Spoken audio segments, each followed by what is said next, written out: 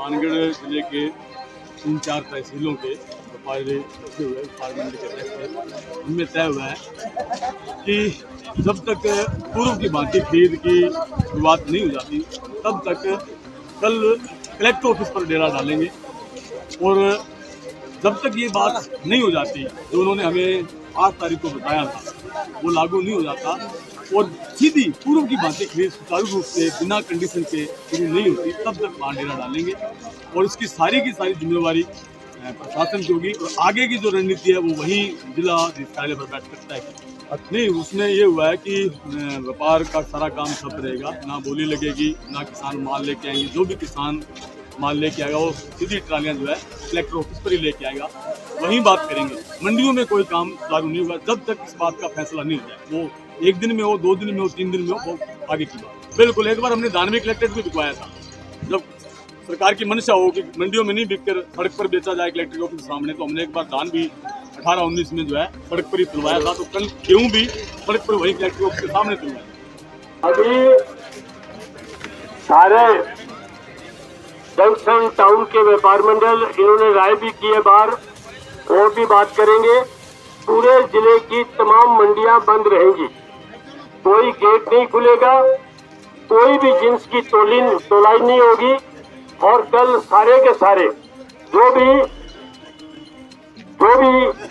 बाहर से ट्रालियां आएंगी वो सारी की सारी, और तमाम लोग और तमाम जिले के मजदूर जो मंडियों में काम करते हैं, वेयर हाउस में काम करते हैं, तमाम लोग जो है धान का तोला समेत सुबह 11 बजे जिला कलेक्टर के आगे पहुंचेंगे। और ये घोषणा अभी व्यापार मंडल की तरफ से सांसद करेंगे। आज बिल्कुल मंडी के सामने जो धरना प्रदर्शन हुआ था उसमें सभी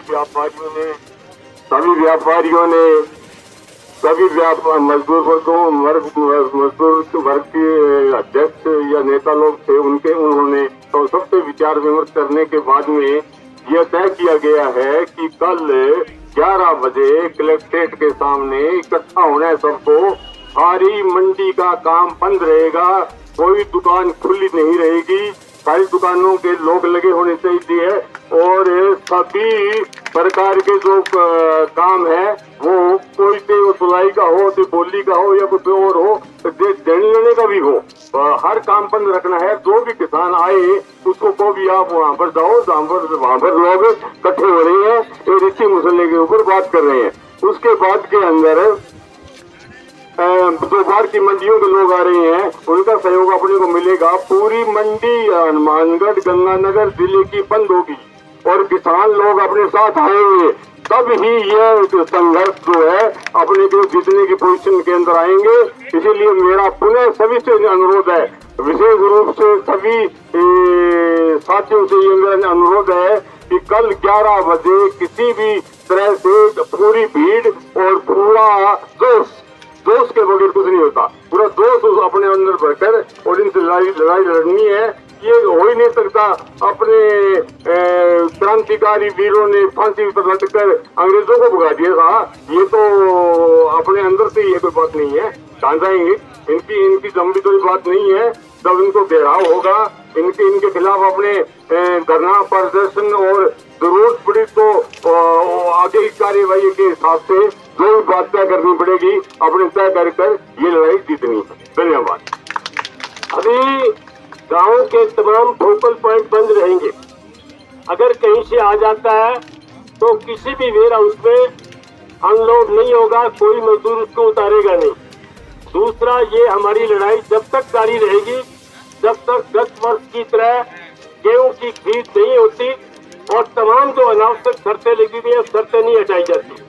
उन्हें हम कह रहे हैं तमाम किसान साथियों से, व्यापारी साथियों से और मजदूर साथियों से कि कोई हमारी जो अस्तित्व की लड़ाई है, ये मंडियां रहेंगी या नहीं रहेंगी, किसान की फसल बिकेगी या नहीं बिकेगी, इन सब की ये जो लड़ाई है इसको बड़ी मजबूती के साथ कामयाब करेंगे। जिला कलेक्टर के आगे बैठेंगे और उसके बाद वहां से नया कार्यक्रम जो है वो दिया जाएगा। पर ये तय है तो एक दाना भी न खेत से यहाँ आएगा, न यहाँ से किसी गोडाउन में जाएगा, कोई भी जिन्स की किसी भी तरह की न बोली होगी न तुलाई होगी।